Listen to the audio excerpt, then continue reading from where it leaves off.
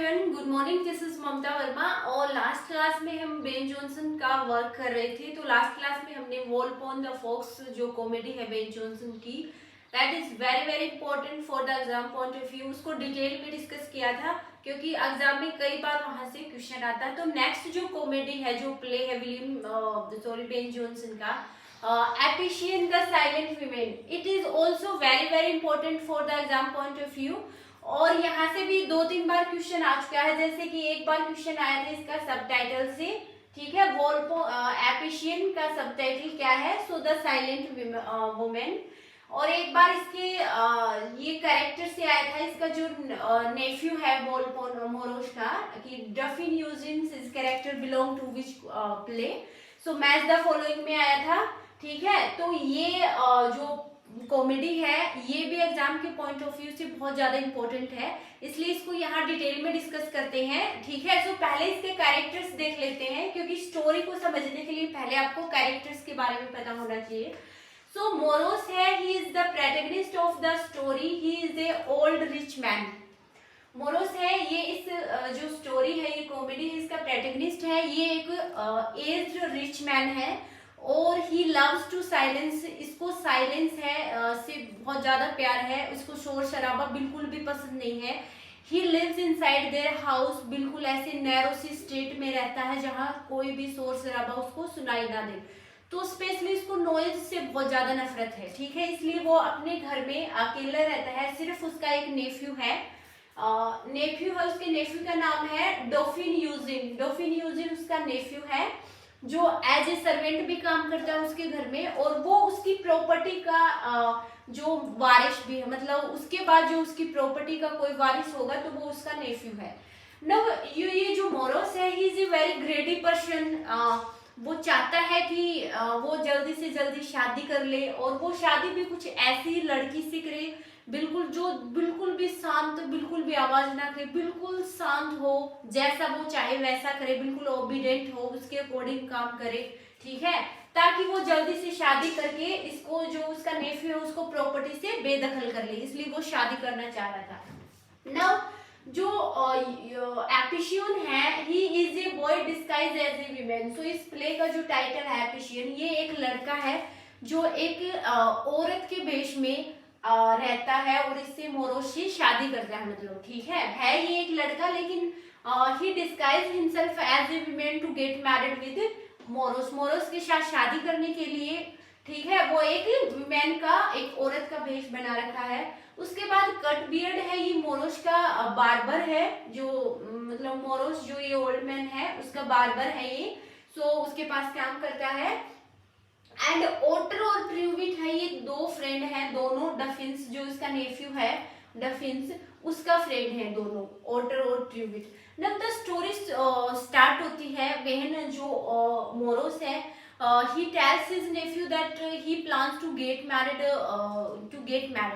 So जब because he want to disinherit from his property to his nephew, वो इस nephew जो डफिन है उसको अपनी प्रॉपर्टी से बेदखल करना चाहता है, इसलिए वो जल्दी से जल्द शादी करने का प्लान कर रहा है। नव जो डॉफिन है, he also make a plan without telling his, जो अंकल है डॉफिन, मोरोस, उसको बगैर बताए वो अंदर ही अंदर कुछ ऐसा प्लान करता है कि वो इसमें जो उसका अंकल मोरोस है वो भी खुश रहे, उसके अकॉर्डिंग उसका भी इसमें काम बन जाए, और जो वो प्लान कर रहा है वो प्लान उसके खुद के अकॉर्डिंग भी हो।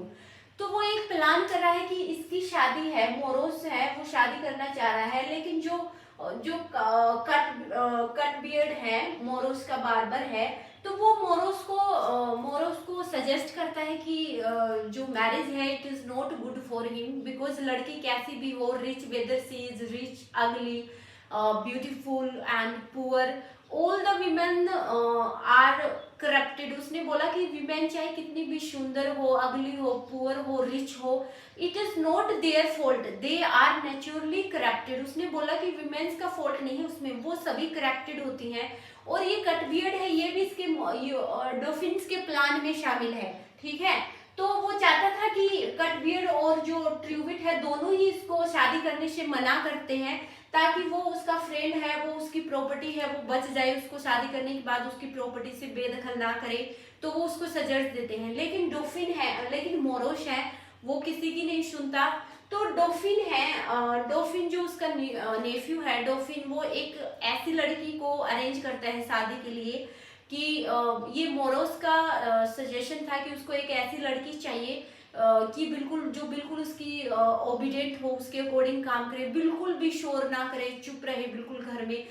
तो जो डॉल्फिन है वो एक ऐसे लड़के को लाता है पकड़ के, और उसको लड़की एज ए डिस्गाइज उसके कपड़े वपड़े सब लड़की वाले पहना के लाता है कि मेरी नजर में एक ऐसी लड़की है जो बिल्कुल आपके अकॉर्डिंग रहेगी, आपके अकॉर्डिंग सब काम होगा घर में, बिल्कुल भी शोर नहीं करती है। तो जब वो डॉल्फिन्स यूजिन जो एक लड़का होता है लेकिन उसने लड़की का रूप डिस्गाइज कर रखा है, उससे मोरोस से मिलवाता है, तो यूजिन जो यूजिन एपिशियन है वो बिल्कुल शोर नहीं करती, बिल्कुल हाँ ना सिर्फ इतना आंसर देता है या गर्दन हिलाता है, बिल्कुल भी आवाज नहीं करता, बिल्कुल स्लोली वॉइस में वो बिल्कुल धीरे से बोलता है। तो उससे मिलकर मोरोस है वो काफी खुश होता है, एक्साइटेड होता है कि उसको उसकी पसंद जैसी, उसको जैसी लड़की चाहिए थी वैसे मिल गई, ठीक है। And now Morose is ready to get married with Epicoene. Morose है वो उस एपिशियन के साथ शादी करने के लिए रेडी होता है, ठीक है। Now he got married with Epicoene, Epicoene के साथ शादी कर लेता है। And on the marriage day, marriage वाले दिन जब उसकी शादी हो जाती है तो बहुत सारे उसके फ्रेंड हैं, जैसे ओटर है, ट्रिविट है, कटबियर्ड है, डफिन्स है, उधर से एफिशिएंट के जो फ्रेंड होते हैं सभी उसके घर में होते हैं, और सभी इतने सारे लोग जो शादी के घर में होते हैं, तो बहुत सारा शोर शराबा हो जाता है। और उसी शोर शराबे में जब मोरोस है एपिशियन की आवाज सुनता है, बहुत ही लाउडली वॉइस में जब वो बोलता है, तो उसको अचानक उसको काफी मतलब वो बिल्कुल शॉक्ड रह जाता है कि ये भी आखिर इतनी मतलब लाउडली वॉइस में इतना तेज बोल रहा है, ठीक है। Now he does not like to Epicoene, वो उससे इमीडिएटली छुटकारा पाना चाहता है, he want to take divorce, वो उससे डाइवोर्स लेना चाहता है। तो जब वो कोर्ट में जाता है तो वहां कोर्ट में लॉयर के पास जाता है, और जो लॉयर होता है, there is a two lawyer who disguise himself as a lawyer, तो उसके फ्रेंड ही होते हैं ये डॉल्फिन के, ओटर और ट्रिविट है, वो अपने आप को एज ए डिस्गाइज लॉयर बन जाते हैं, वहां लॉयर का रूप डिस्गाइज कर लेते हैं।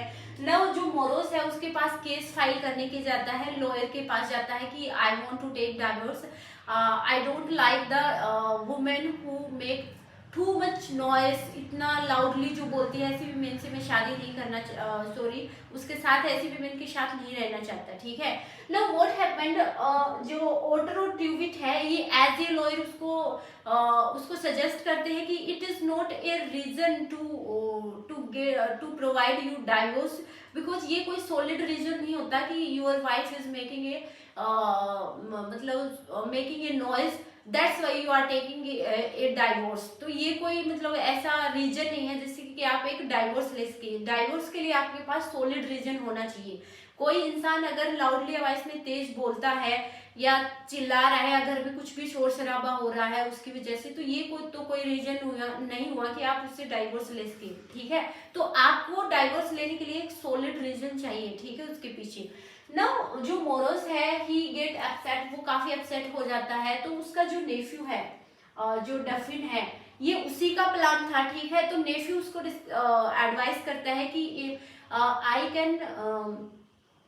Can provide you divorce if you give me all your inheritance, अगर आप मुझे अपनी सारी प्रॉपर्टी देते हो तो मैं आपको डाइवोर्स इजिली दिला सकता हूँ। तो लास्ट में थक हार के जब उसको कोई भी लॉयर नहीं मिलता, उसको डाइवोर्स देने के लिए रेडी नहीं होते, तो जो मोरोस है वो थक जाता है और लास्ट में डॉल्फिन्स है जो उसका नेफ्यू है उसका कहना मान लेता है, and he give him all his property, उसको अपनी प्रॉपर्टी है उससे डिसहेरिटेड नहीं करता, डिसइनहेरिटेड मतलब बेदखल नहीं करता, और उसको अपनी प्रॉपर्टी है उसमें कुछ हिस्सा उसको दे देता है, ठीक है। अब ना जो डॉल्फिन है वो क्या करता है, एपिशियन को लाता है और उसको जो उसके कपड़े होते हैं उसको रिमूव करता है एपिशियन से, कि उसने बिकॉज जो एपिशियन है he is a boy, he is wearing A cloth like a women, उसने लड़कियों जैसे कपड़े पहन रखे हैं, तो उसके कपड़े को हटा देता है, और जब उसके कपड़ों को हटाता है तो मोरोस देखता है ही इज ए बॉय। सो उसको वहां भी जो मोरोस है he feels sad and he ashamed, वो काफी मतलब बहुत चक्कर रह जाता है उसको देख के, और उसको बोलता है कि it is not reasonable, you can't live 2 person, how they can get married, कैसे शादी कर सकते हैं, और ये एक अच्छा रीजन है, you can easily get divorce, कि आप एक लड़के के साथ शादी नहीं कर सकते आप इजिली, ये एक सॉलिड रीजन है कि आप इसके बेसिस पे डाइवोर्स ले सकते हैं। तो लास्ट में क्या करता है ये डॉल्फिन, जो मोरस है वो एपिशियन से डाइवोर्स ले लेता है, और उसकी जितनी भी प्रॉपर्टी थी वो डॉल्फिन है उसके नाम कर देता है, और लास्ट में ये जो प्ले है वो यहीं पे कंप्लीट हो जाता है। तो यही स्टोरी थी, लेकिन ये इम्पोर्टेंट है, सबसे इम्पोर्टेंट है इसका पब्लिकेशन, ये कॉमेडी है, क्योंकि जो बेन जॉनसन है इसने कॉमेडी भी लिखी है, ट्रेजेडी भी लिखी है। तो आपको आजकल मैंने बोला स्टार्टिंग में, मैं इवन कई बार क्लास में बताती हूँ कि 5 से 6 क्वेश्चन आपको एग्जाम में ऐसे मिलते हैं, स्पेशली नेट के एग्जाम में, कि आपको वहाँ जोनराज पूछते हैं, जैसे कोई भी, जैसे ये दे दिया एपिशियन द साइलेंट फीमेल इज, नीचे देंगे कॉमेडी है, ट्रेजेडी है, एपिक है, सोनेट है, क्या है, ठीक है। तो आपको याद रखना है ये कॉमेडी है, कॉमेडी कॉमिक प्ले है, ठीक है। सो उसके बाद इसका सबटाइटल बहुत इंपॉर्टेंट है, इसके कैरेक्टर, ये मैंने सिर्फ इंपॉर्टेंट कैरेक्टर है, मतलब सारे आ रहे हैं इसमें, इसमें 1-2 रह जाता है, बहुत ही माइन्यूट कैरेक्टर है, उसको बिल्कुल भी याद रखने की जरूरत नहीं है आपको। बाकी ये जो कैरेक्टर है वो सभी बहुत ज्यादा इंपॉर्टेंट है, ठीक है। तो कैरेक्टर के साथ आपको रिलेशन भी याद रखना है कि ओटर और ट्रिब्यूट है, ये डॉल्फिन्स के फ्रेंड है, ठीक है। कटबियर्ड ये मोरोस का बार्बर था, ठीक है, और डॉल्फिन यूजिन उसका नेफ्यू है, एज ए सर्वेंट उसके घर में रहता है, उसके सभी काम करता है, उसकी देखभाल करता है, बाकी सभी, ठीक है। सो एपिशियन है ये एक, हाँ ये क्वेश्चन आया था, Epicoene is a boy disguise as a women, ठीक है। तो ये एक बॉय था, लड़का, जिसने एज ए वीमेन रूप डिस्गाइज कर रखा था, ठीक है। सो ये ऑल ओवर स्टोरी थी Epicoene the silent women music comedy by Ben Jonson, and it is very very important guys for the exam point of view.